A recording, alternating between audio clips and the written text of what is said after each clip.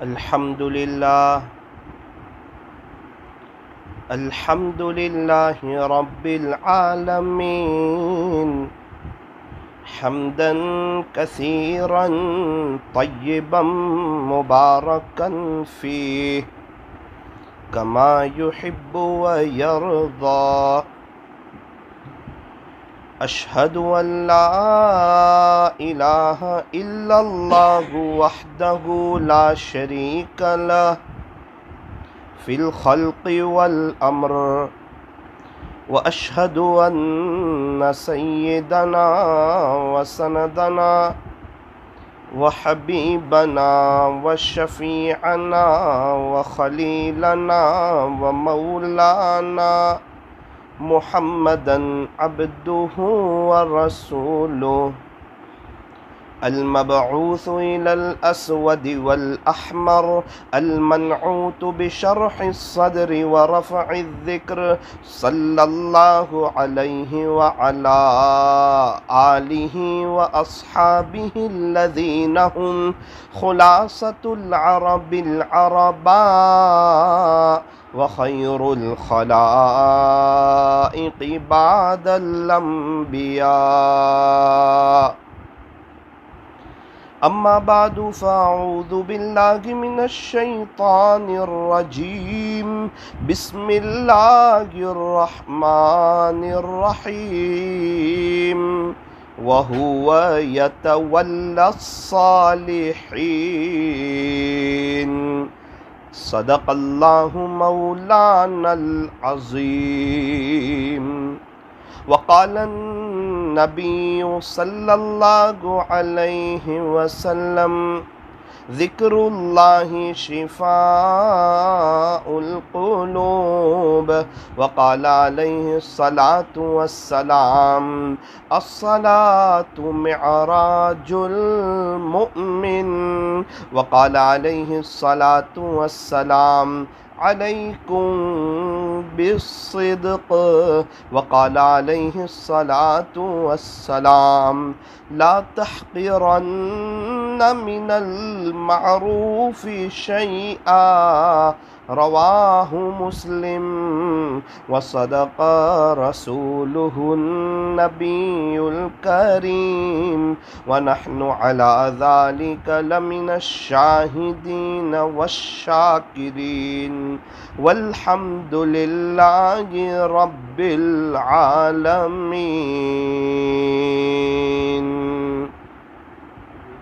درود شریف پڑھ لیجئے.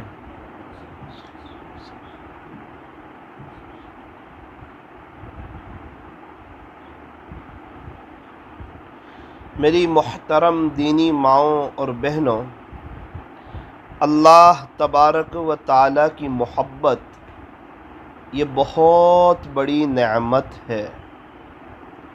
جس کو جس سے محبت ہوتی ہے وہ ہر وقت اسی کی یاد میں لگا رہتا ہے.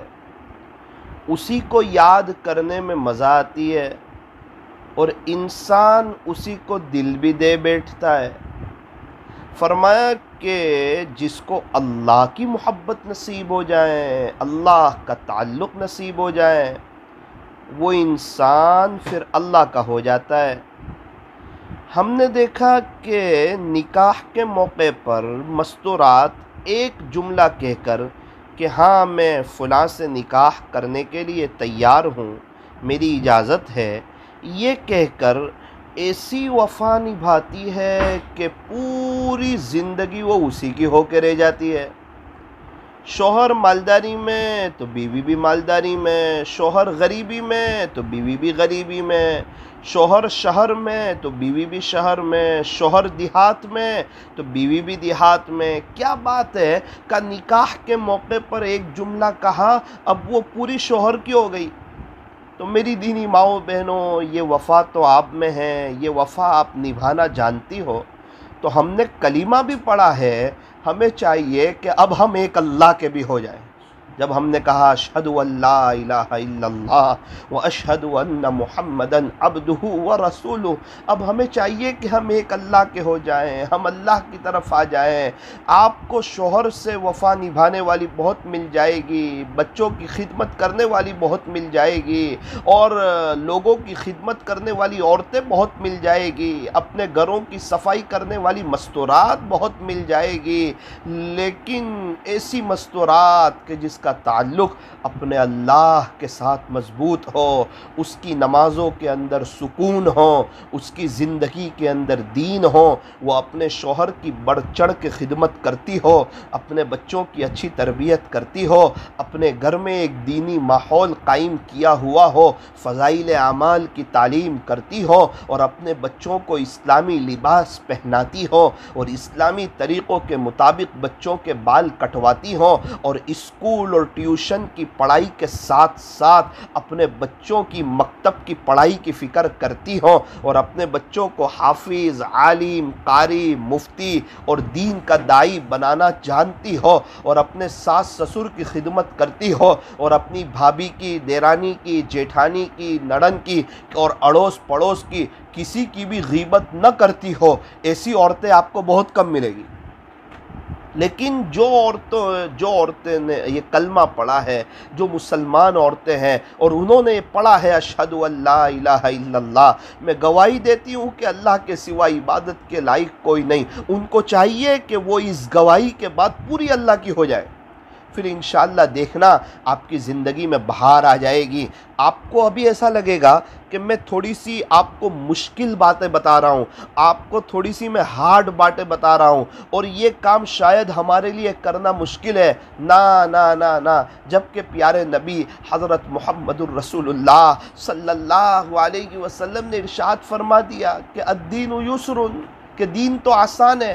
جب پیارے نبی نے آسان کہہ دیا تو یہ دین کبھی بھی مشکل ہو ہی نہیں سکتا، یہ تو ہم نے اس کو مشکل بنا دیا ہے، شادی میں خرچے زیادہ کر کے، مہنگے برقعے استعمال کر کے، فضول خرچی کر کے، برتھ ڈے کر کے، اینیورسری منا کر کے، اور شریعت کے جو ناجائز کام ہیں وہ کاموں کو کر کر کے ہم نے ہی اپنے اوپر زیادہ بوجھ اوڑھ لیا ہے۔ ورنہ جو عورت دین پر چلنا چاہتی ہے، اللہ اکبر، کیا خوب بات ارشاد فرمائی پیارے نبی نے، فرمایا ان اعظم النکاح برکتا ایسرہ مؤنا، خلاصہ یہ سب سے زیادہ برکت والا نکاح وہ ہے جس میں خرچہ بہت کم ہو۔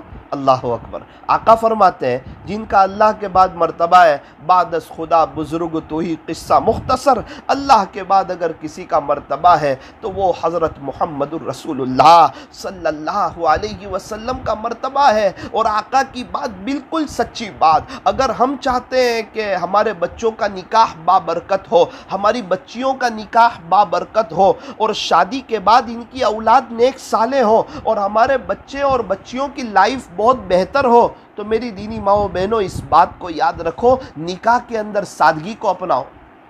آج تو بہت سی مستورات کہتی ہے نہ نہ نہ، نکاح میں یہ بھی رسم کرنی پڑے گی اور یہ بھی خرچ کرنا پڑے گا، اور شوہر کبھی سمجھاتا ہے کہ دیکھ میری بیوی یہ چیز شریعت کے خلاف ہے، یہ کام کرنے سے اللہ اور اس کے رسول ناراض ہے، تب آگے سے وہ یوں کہتی ہے کہ آپ کو پتہ نہیں ہے کہ رشتہ دار کیا کہیں گے، اڑوس پڑوس والے کیا کہیں گے، لوگ کہیں گے یہ غریب ہو گئے، لوگ تانا دیں گے کہ یہ بخیل لوگ ہیں، اور لوگ تانا دیں گے کہ یہ ایک شادی کے موقع پر بھی خرچ کرنا نہیں جانتے ہیں۔ او میری دینی ماؤں بہنوں، اگر آپ لوگوں کی باتوں میں آ گئی، لوگوں کی باتیں اچھی لگنے لگی اور لوگوں کو برا نہ لگے، اس کی تو فکر آپ کے دل میں آ گئی، اور اللہ اور اس کے رسول کو برا لگے اس کی کوئی فکر آپ کے دل میں نہ آئی، تو یاد رکھنا شادی تو ہو جائے گی، بڑی شان سے ہو جائے گی، خرچہ بھی ہو جائے گا، اوپر آپ کے اوپر قرضہ بھی چڑھ جائے گا،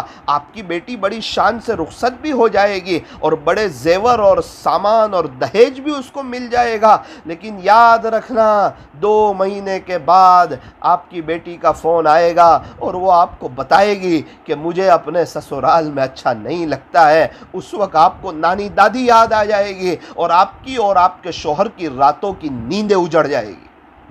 یہ 2 مہینے بعد پتہ چلتا ہے، 2 مہینے تک تو واہ واہ ہو جاتی ہے، عزت ہو جاتی ہے، تعریف کرنے والے تعریف کر دیتے ہیں، پھر سب لوگ بھول جاتے ہیں۔ او میری دینی ماؤں بہنوں، ہمیشہ کا سوچو، صرف 2 مہینے کا نہ سوچو، صرف 2 مہینے کا نہ سوچو، اپنی شادی جو ہے سادگی کے ساتھ کرو، اپنے بچوں کی شادی کے اندر ایک سادگی والا ماحول بناؤ۔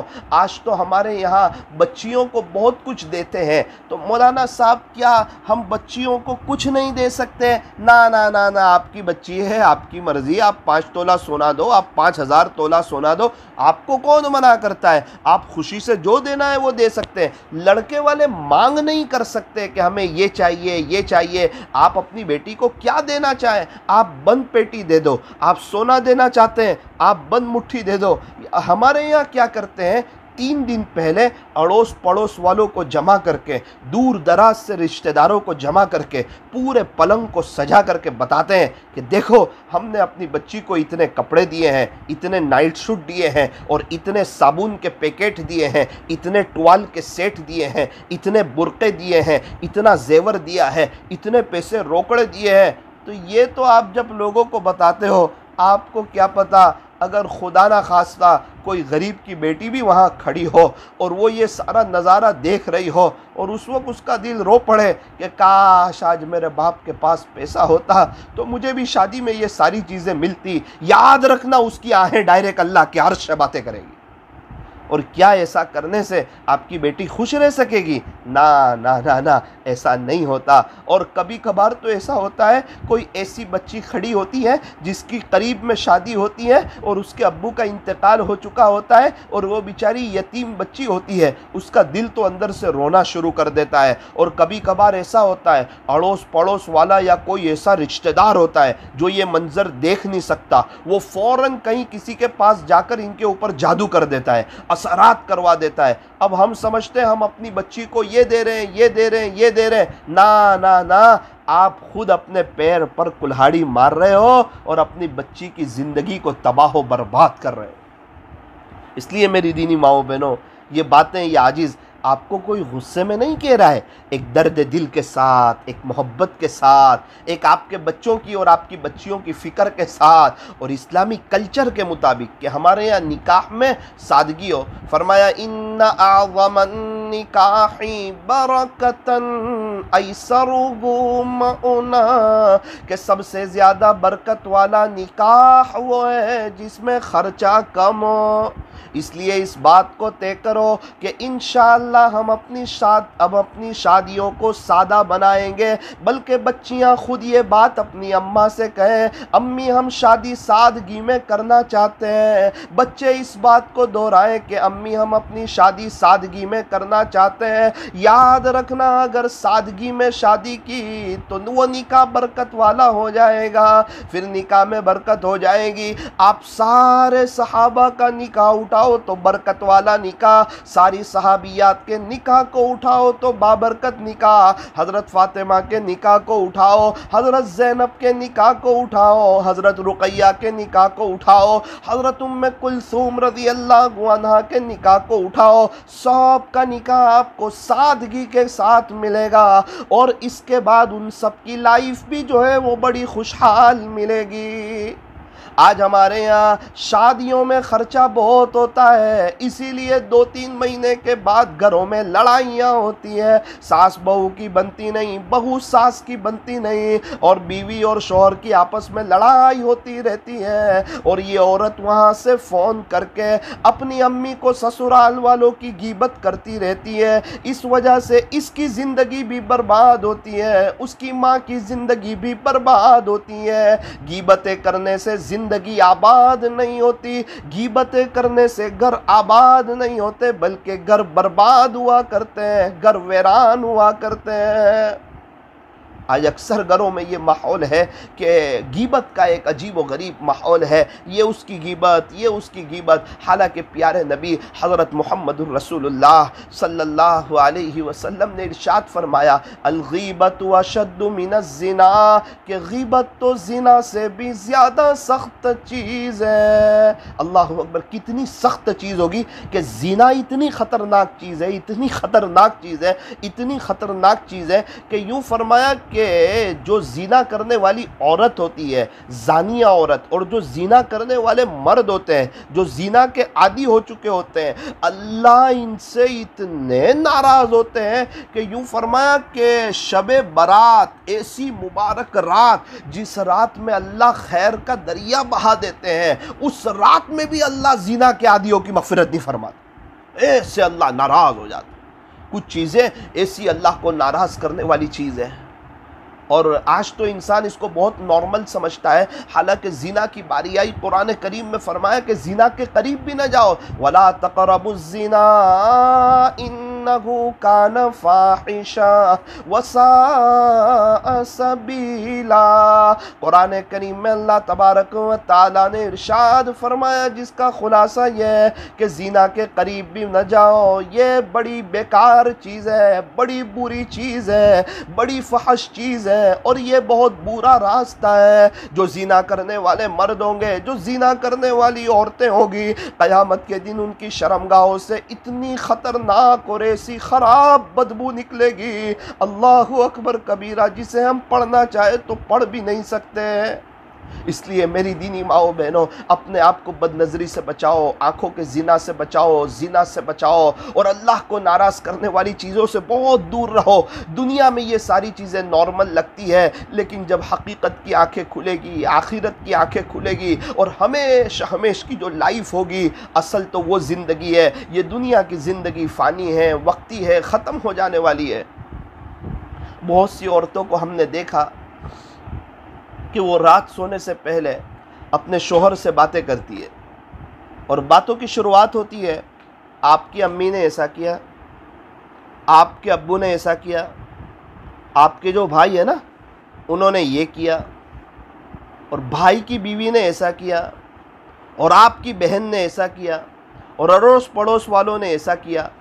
اب یہ 15-20 منٹ بڑی زہریلا وقت گزرتا ہے میاں بیوی کا، غیبت کا، اور اس میں سب برابر ہے۔ دینداروں کو جو یوں سمجھتے ہیں کہ ہم لوگ دیندار ہیں، ان کو شیطان سب سے آسانی سے غیبت کروا دیتا، اور غیبت کرنے والا کبھی بھی نیک ہو ہی نہیں سکتا، غیبت کرنے والا کبھی بھی دیندار نہیں ہو سکتا۔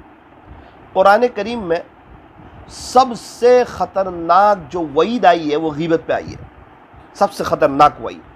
اور پیارے نبی کا آپ ارشاد تو دیکھیں کہ غیبت تو زنا سے بھی زیادہ سخت چیز ہے، اور ہمارے بڑے فرماتے ہیں کہ غیبت رومنگ کی طرح ہے، جتنا گناہ کرنے والے کو اتنا ہی گناہ سننے والے کو۔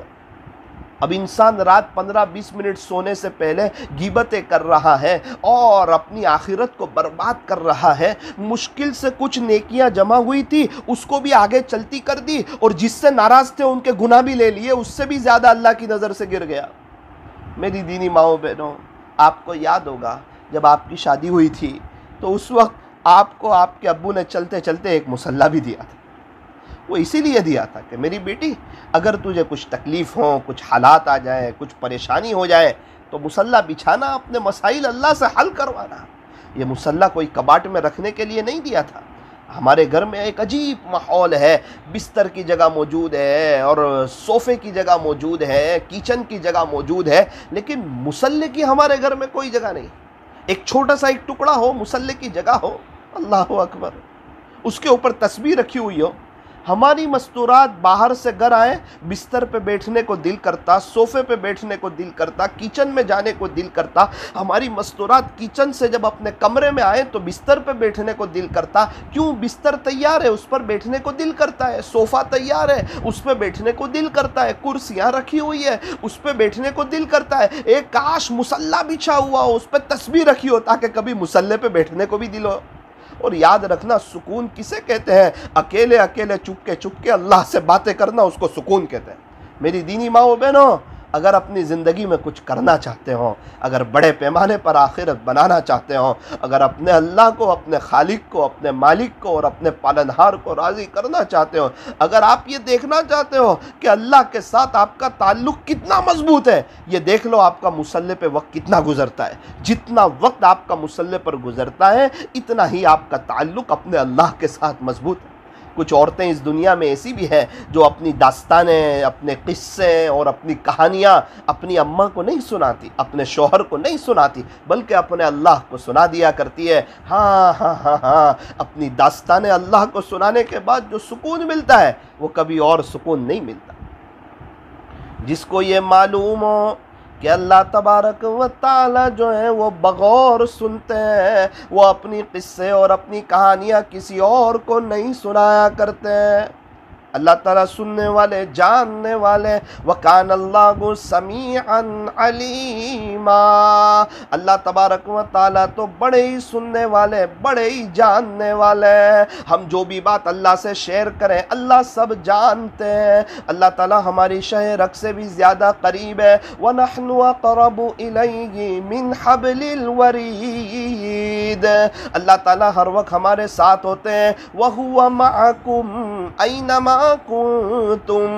جب بھی ہم اکیلے ہو تو دوسرا اللہ ہے، جب ہم دو تو تیسرا اللہ ہے۔ ہر وقت اللہ تعالی ہمیں دیکھتے ہیں۔ الم یعلم بان اللہ یرا، کون کتنا گناہوں سے بچتا ہے اللہ اسے بھی جانتے ہیں۔ واللہ علیم بالمتقین، ہم پورا دن جو بھی عمل کرتے ہیں اے سے زیڈ تک سب اللہ کو معلوم ہے۔ واللہ خبیر بما تعملون، اگر کوئی کسی پر ظلم کرتا ہے، کسی کو ستاتا ہے، کسی کو تکلیف پہنچاتا ہے اللہ اسے بھی جانتے ہیں۔ وما اللہ بغافل عما تعملون، بڑی خوش نصیب ہیں وہ عورتیں جو گناہوں سے بچ کر کے، اللہ کو راضی کر کے، مصلی کو آباد کر کے، غیبتوں سے بچ کر کے اپنی زندگی کو گزارتی ہے۔ جو عورت آنکھوں کا غلط استعمال کرتی ہے اللہ انہیں بھی جانتا ہے۔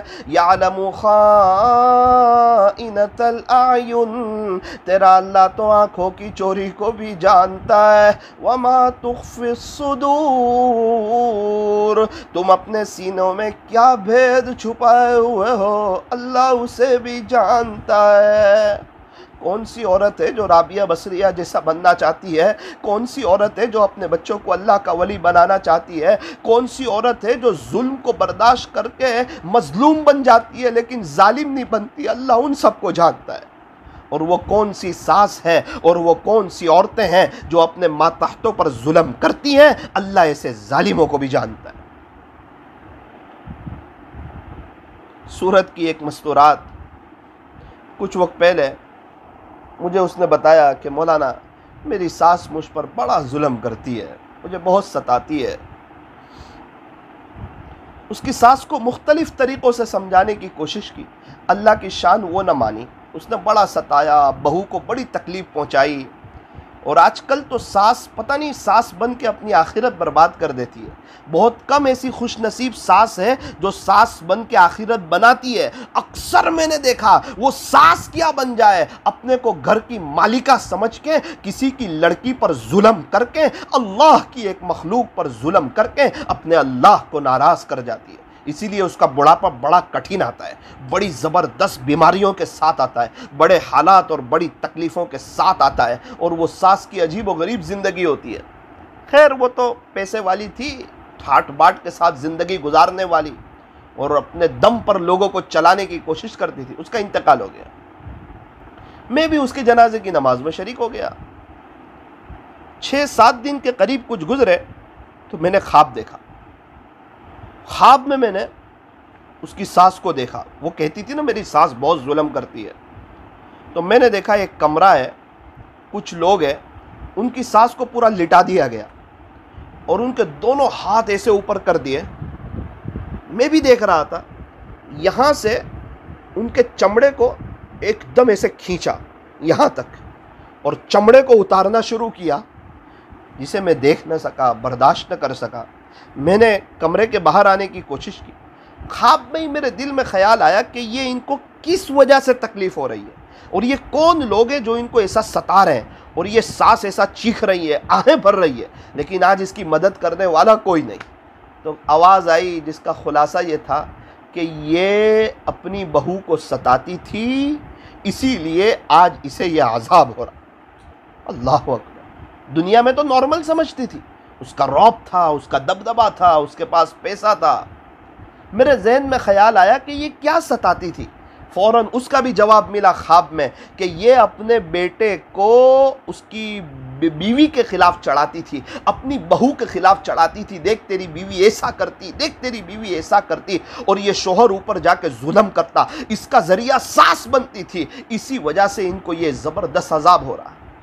میں نے کسی طرح ان کی بہو سے کانٹیکٹ کرنے کی کوشش کی، خواب سنایا، میں نے کہا کہ مجھے خواب میں بتایا گیا آپ کی ساس کو عذاب ہو رہا ہے، تکلیف ہو رہی ہے، تو میں نے کہا آپ معاف کر دو۔ انہوں نے عجیب بات کہی کہ مولانا میں تو معاف کر چکی ہوں، لیکن میرے جو شوہر ہے ان کے بھائی لوگ بھی تھے، ان کی بیویاں معاف کرنے کے لیے تیار نہیں۔ کئی دفعہ میری ساس نے خواب میں آ کے کہا مجھے معاف کر دے، میں نے تجھے بہت ستایا تھا، تو میں کہتی ہوں امی میں تو آپ کو پہلے ہی معاف کر چکی ہوں، لیکن بھائیوں کی بیویوں کے کو بھی خواب میں آتی ہوگی تو وہ معاف کرنے کے لیے تیار نہیں ہے۔ ہمارا گھر میں مذاکرہ بھی ہوا تو انہوں نے ذکر بھی کیا کہ ہمیں معاف کر دینا چاہیے، لیکن وہ بھائی کی بیویاں کہتی ہیں انہوں نے پوری زندگی ہمیں ستایا ہے، ان کو ذرا آخرت میں بھگتنے دو۔ او میری دینی ماؤں بہنوں، کیا مرنا نہیں ہے، کیا اللہ کے پاس جانا نہیں ہے؟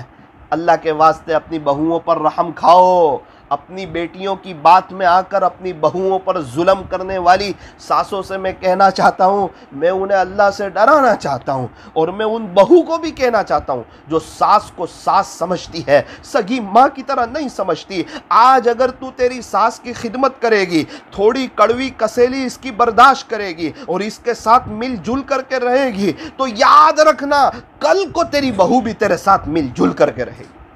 اور اگر تو نے اس کے بیٹے کو اس کی ماں سے کاٹ دیا تو تیار رہنا، ان قریب تیری بہو آئے گی، وہ بھی تیرے بیٹے کو تجھ سے کاٹ دے گی۔ فرمایا کما تدین تدان، جیسا کرو گے ویسا بھرو گے، یہاں تو جیسا کرو گے ویسا بھرو گے۔ ہم اپنے ماں باپ کو ستاتے ہیں اور اپنے بچوں کو اچھا رکھتے ہیں، اور یوں کہتے ہیں ہمارے ماں باپ نے ہمارے ساتھ اچھا نہیں رکھا، ہم اپنے بچوں کے ساتھ اچھا رکھتے ہیں اس لیے ہمارے بچے ہمارے ساتھ اچھا رکھیں گے۔ نا نا نا، ایسا نہیں ہوتا۔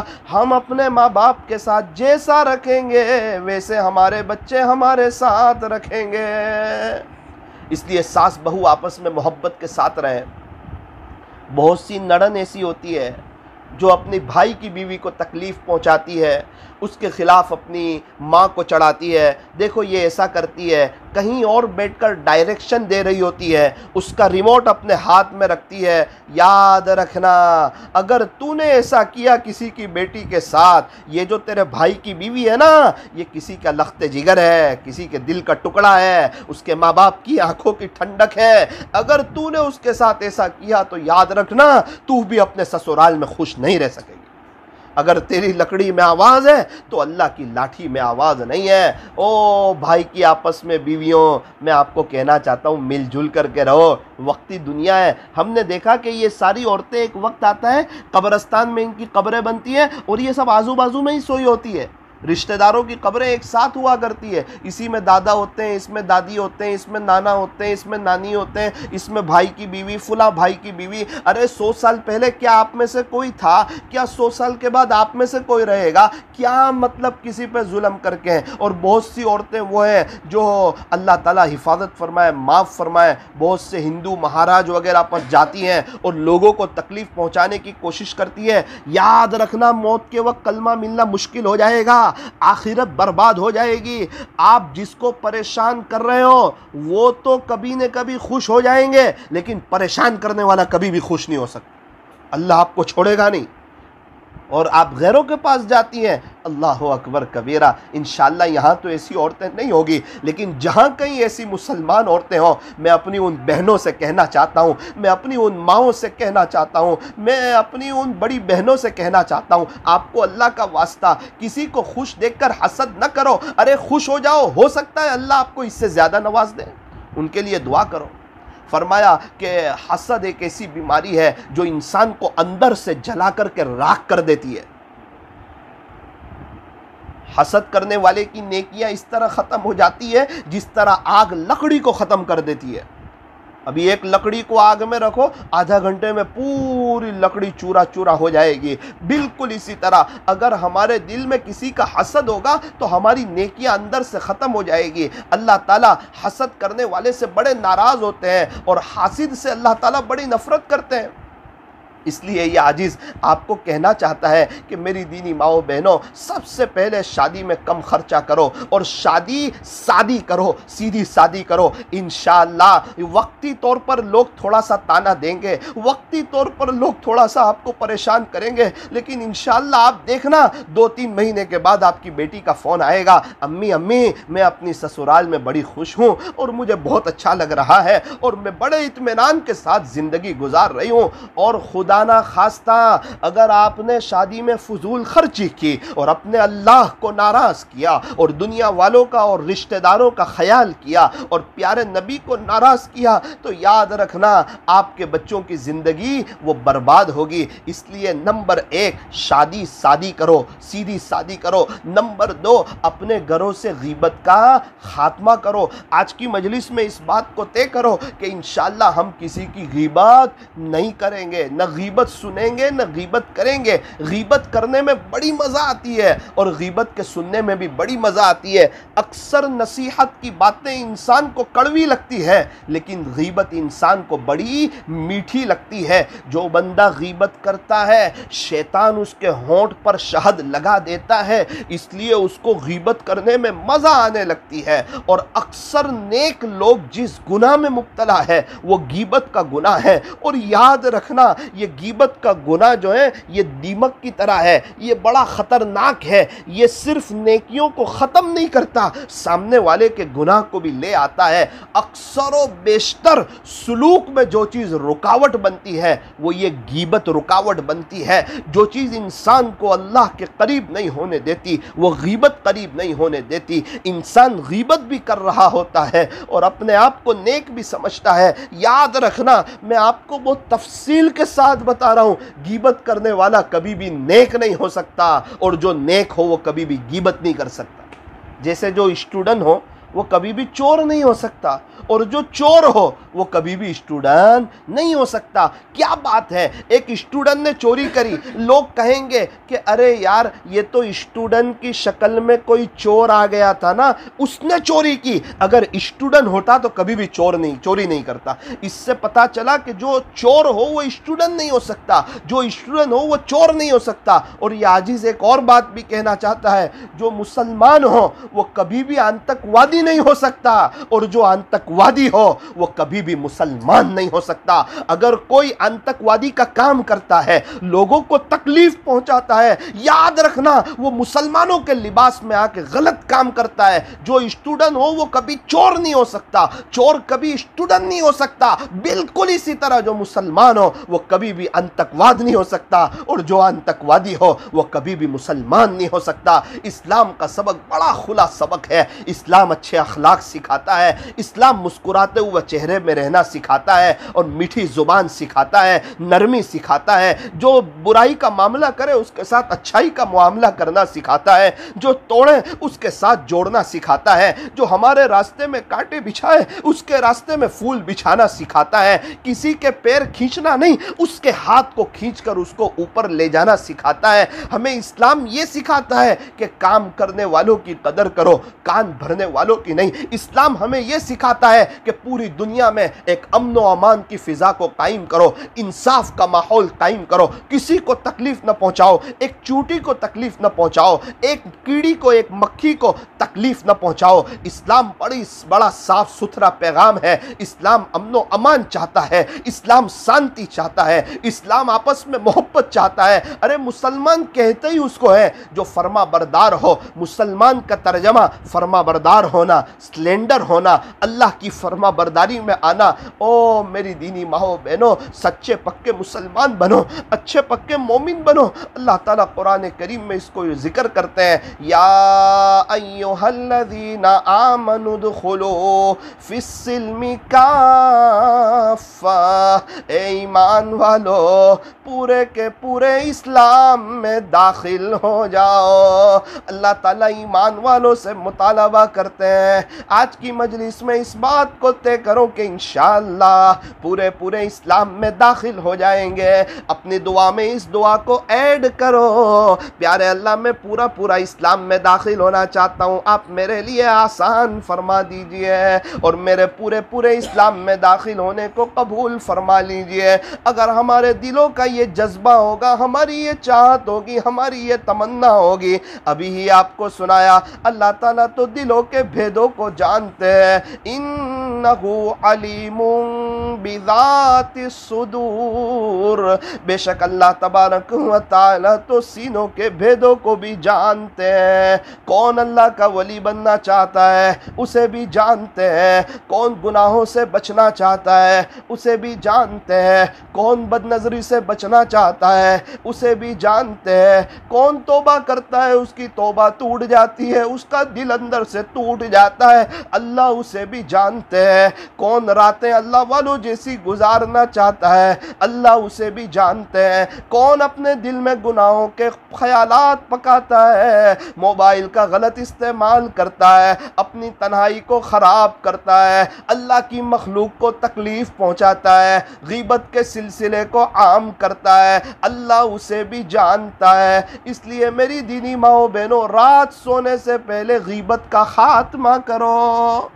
आज की मजलिस में इस बात को तय करो, इंशाअल्लाह हम अपने घर में गीबत नहीं करेंगे। थोड़ी सी मेहनत लगेगी, थोड़ी सी कोशिश लगेगी, अपने शोहर के साथ मिल कर के, शोहर बीवी के साथ मिल कर के बड़ी हिम्मत से एक बात अर्ज़ कर दें। अल्हम्दुलिल्लाह सुम्मा अल्हम्दुलिल्लाह, हम भी बड़े गुनहगार हैं, लेकिन एक मरतबा हिम्मत की, कोशिश की, अपनी अहलिया से मुस्तकिल इसका मुज़ाकरा किया कि आज के बाद से हम अपने घर में तीसरे आदमी की बात नहीं करेंगे, न अम्मी अब्बू की बात, न बहन की बात, न भाई की बात, न भाई की बीवी की बात। ये उन्हीं की बात की वजह से घरों में परेशानी है और घरों में बेचैनियाँ हैं। उसने भी एक्सेप्ट किया कि कोई बात नहीं, इंशाअल्लाह उनकी कोई बात, आपस की बातें करें, मोहब्बत की बातें करें, आप देखें घर में चैन सुकून आएगा। तो मैं आपसे भी कहना चाहता हूँ, इंशाअल्लाह मैं भी इसको रिन्यू करूँगा और कंटिन्यू करूँ, और आप भी इसकी नीयत करो कि इंशाअल्लाह आज अपने शोहर के साथ मिल कर के, शोहर बीवी के साथ मिल कर के, आज हम एक मजलिस में गए थे, हमने एक बात सुनी है। अब हम, एक तो हमारे पास नेकियां हैं नहीं, और वो भी थोड़ी बहुत नेकियां हैं, वो भी गीबत करके आगे चलती कर देना और उनके गुनाह ले लेना। फरमाया ये बड़ी ख़तरनाक चीज़ है। इंसान गीबत कब करता है? जब सामने वाले को अपने से छोटा समझता है तब उसकी गीबत करता है, और ये तो तकब्बुर में भी शामिल हो जाएगा। किसी को हकीर समझना और अपने आप को उससे बड़ा समझना बड़ी मेहनत की चीज़ है, थोड़ी हिम्मत की चीज़ है। थोड़ा सा हिम्मत से कदम उठाओ, फ़ोन पर भी गीबत का सिलसिला ख़त्म करो, पर्सनल बातों में गीबत का सिलसिला ख़त्म करो, दोस्तों के माहौल में गीबत का सिलसिला ख़त्म करो। और अगर कहीं गीबत का सिलसिला है तो आप वहाँ से अपने लिए कोई दूसरा रास्ता इख्तियार करो। तक़वा कहते हैं हर उस चीज़ को छोड़ देना जिसके इख्तियार करने से अल्लाह के साथ के ताल्लुक में फ़र्क आए, उसे तक़वा कहते हैं। अल्लाह ताला हम तमाम को गीबत से बचाए, गुनाहों से बचाए, झूठ से बचाए, धोखे से बचाए, ताने से बचाए। और मेरी दीदी माओ बहनों, आपसे ये आजिज़ कहना चाहता है, सीधा सादा बुर्का पहनो, ढीला ढाला बुर्का पहनो, अव्वल वक्त में नमाज पढ़ो, नमाजों को टाल टाल करके न पढ़ो। बहुत सी मस्तूरात माशाअल्लाह नमाज पढ़ती है, टाल टाल के नमाज पढ़ती है। नमाज तो हो जाती है अगर नमाज का वक्त हो, लेकिन मैं आपसे पूछना चाहता हूँ कि हर जायज़ काम करने का नहीं होता। थूक के चाटना भी जायज़ है, कोई चाटता है क्या? चाय को ठंडी करके पीना भी जायज़ है, کوئی پیتا ہے کیا؟ اور آئس کریم کو پگھال کر کے کھانا بھی جائز ہے، کوئی پگھال کر کے آئس کریم کھاتا ہے کیا؟ اپنے گھر کے دسترخوان پر 1 بجے گرم گرم کھانا رکھ دو، 3:30 بجے تک اس کو ٹھنڈا ہونے دو، پھر 3:30 بجے وہ کھانا کھا لو، کیا جائز نہیں ہے؟ بالکل جائز ہے، لیکن کوئی ایسا کرتا ہے کیا؟ پتہ ہے 3:30 بجے کھانے میں وہ مزہ نہیں آئے گی۔ بالکل اسی طرح ٹال ٹال کے نماز پڑھنے میں وہ نماز کی جان چلی جائے گی، پھر وہ نماز ایک بوجھ جیسی لگے گی۔ میری دینی ماؤں بہنوں، یہ نماز تو وہ ہے جو پیارے نبی حضرت محمد الرسول اللہ صلی اللہ علیہ وسلم کی آنکھوں کی ٹھنڈک تھی۔ آقا نامدار حضرت محمد الرسول اللہ صلی اللہ علیہ وسلم نے ارشاد فرمایا کہ نماز تو میری آنکھوں کی ٹھنڈک ہے۔ آقا نے فرمایا الصلاۃ معراج المؤمن، کہ نماز تو مومن کی معراج ہے۔ آقا نے فرمایا الصلاۃ عماد الدین، نماز تو دین کا ستون ہے۔ گھر سے ستون ہٹاؤ پورا گھر گر جائے گا۔ فرمایا اللہ کے دین سے اگر کوئی نماز کو ہٹا دے پورا دین گر جائے گا۔ اس لیے میری دینی ماؤں بہنوں، نماز کا اہتمام کرو، نماز کی پابندی کرو، اور اس بات کو طے کرو کہ انشاءاللہ ہم اول وقت نماز پڑھیں گے، نمازوں کا اہتمام کریں گے۔ اللہ تعالی ہمیں نمازوں کے اہتمام کی توفیق اور سعادت نصیب فرمائے۔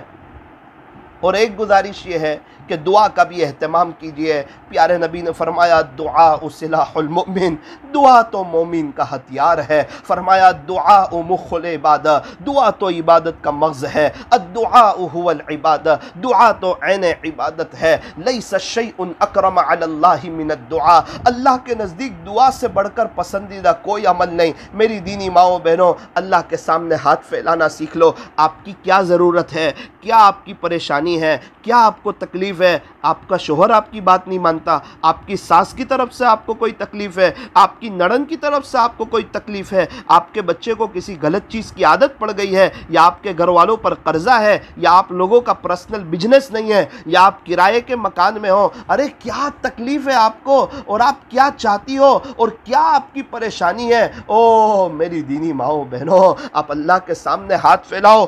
5 وقت کی نماز کے بعد 3 منٹ دعا کرو، ہر وقت نماز کے بعد 2 منٹ کی دعا، 3 منٹ کی دعا، اپنے دکھڑے اللہ کو سناؤ۔ خوشی کے حالت میں بھی اللہ سے مانگو، غمی کی حالت میں بھی اللہ سے مانگو۔ فرشتے بھی کہیں گے کہ یہ مانوس آواز ہے۔ یاد رکھنا، آپ دعا مانگو گے یا تو اللہ قبول کر لے گا، یا اس دعا کی برکت سے اللہ آنے والی مصیبتوں کو ٹال دے گا، یا اس دعا کی برکت سے اللہ تعالیٰ اس دعا کو آپ کے لیے آخرت میں ذخیرہ کر لے گا۔ میں نے بہت قریب سے اللہ والوں کو دیکھنے کی کوشش کی، بنیادی طور پر میں نے یہ دیکھا کہ وہ دعاؤں کا بڑا اہتمام کرتے ہیں۔ دعا کے لیے ہاتھ اٹھانا ضروری نہیں، انسان اپنے دل سے بھی اللہ سے مانگ سکتا ہے، چلتے پھرتے اپنے اللہ سے باتیں کر سکتا ہے۔ میری دینی ماؤں بہنوں، حضرت پیر ذوالفقار صاحب نقشبندی مجددی دامت برکاتہم، حضرت کے بیانات بڑے اچھے بیانات ہیں، اولاد کی تربیت کے بارے میں، شوہر کی خدمت کے بارے میں۔ مستورات گھر میں کام کاج کرے، یہ گھر کا کام کاج عبادت ہے،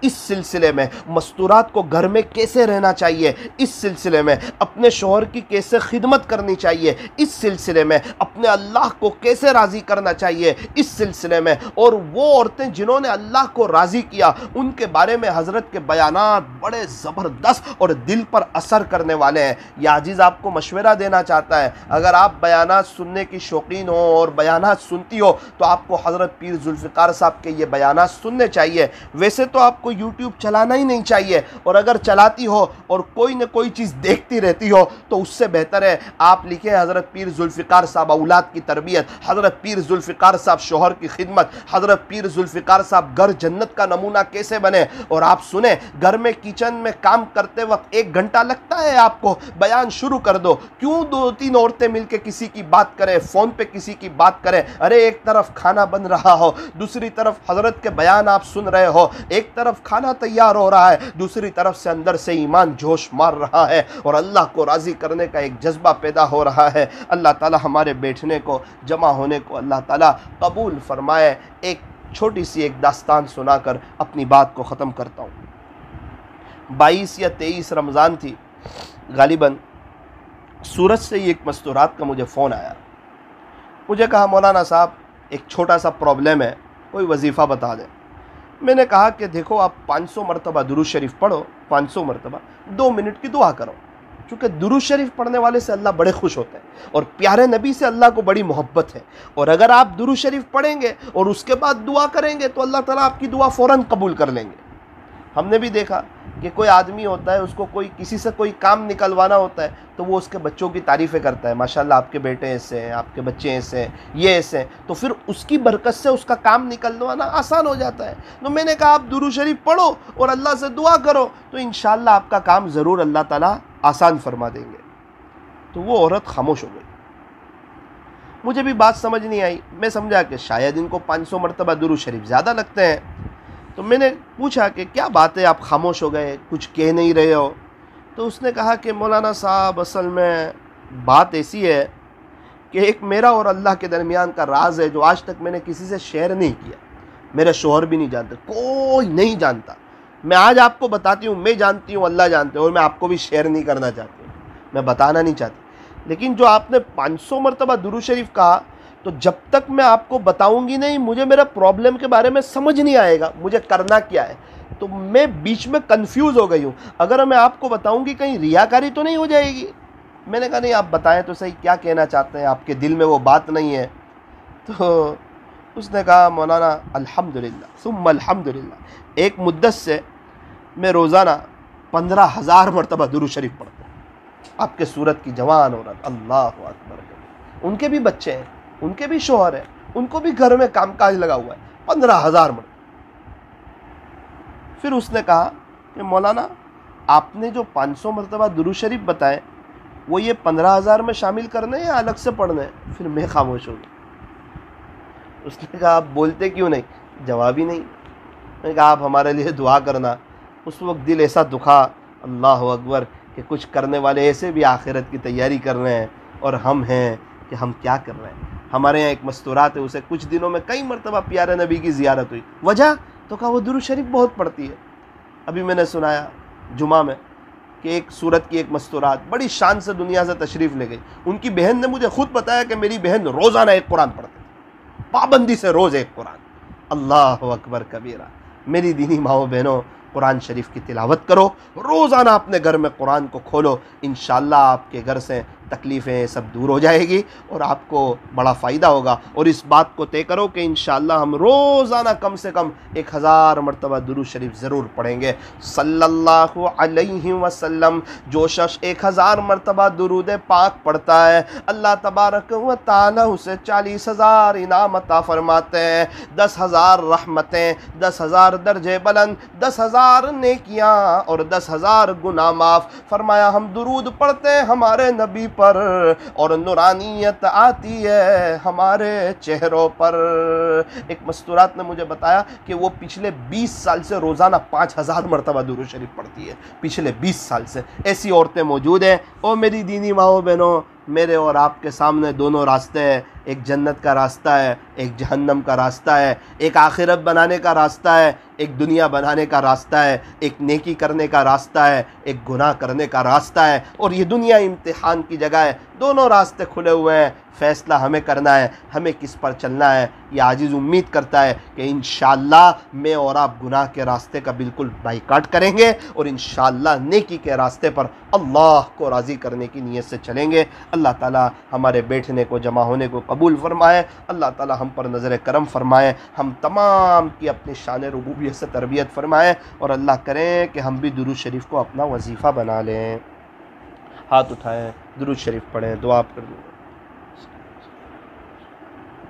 الحمدللہ رب العالمین، صلی اللہ علی حبیبی محمد وآلہ وسلم، لا الہ الا انت سبحانک انا کنا من الظالمین۔ پیارے اللہ، رحیم مولا، کریم آقا، اللہ ہماری زندگی گناہوں میں گزری، ہماری زندگی نافرمانی میں گزری، ہماری زندگی گناہ کرتے کرتے گزر گئی، آپ کو ناراض کرتے کرتے زندگی کا ایک بڑا حصہ گزار دیا۔ اللہ جی، اتنا بڑا حصہ ہمارے پاس تھا کہ اگر آج تک ہم گناہوں سے بچے ہوتے تو آج تو ہم آپ کے کے ولی بن گئے ہوتے ہیں, ہمیں آپ کی محبت مل چکی ہوتی, لیکن پیارے اللہ ہم اقراری مجرم ہیں کہ ہم نے آپ کو ناراض کیا ہے, ہم نے بہت گناہ کیے ہیں, ہم نے بہت جھوٹ بولا ہے, بہت دھوکہ دیا ہے, بہت تانے دیے ہیں, بہت لوگوں کی غیبتیں کی ہے. اللہ ہم نے اپنے پیر پہ خود کلہاڑی ماری ہے, ہمارا دل گناہوں کے سیاہ نقطے لگتے لگتے پورا بلیک ہو گیا ہے, کالا ہو گیا ہے. اے اللہ ہم نے دیکھا ایک طرف کوڑا کرکٹ جمع ہو جائے, ایسا لگتا ہے یہ کچرا کب صاف ہوگا, کیسے صاف ہوگا,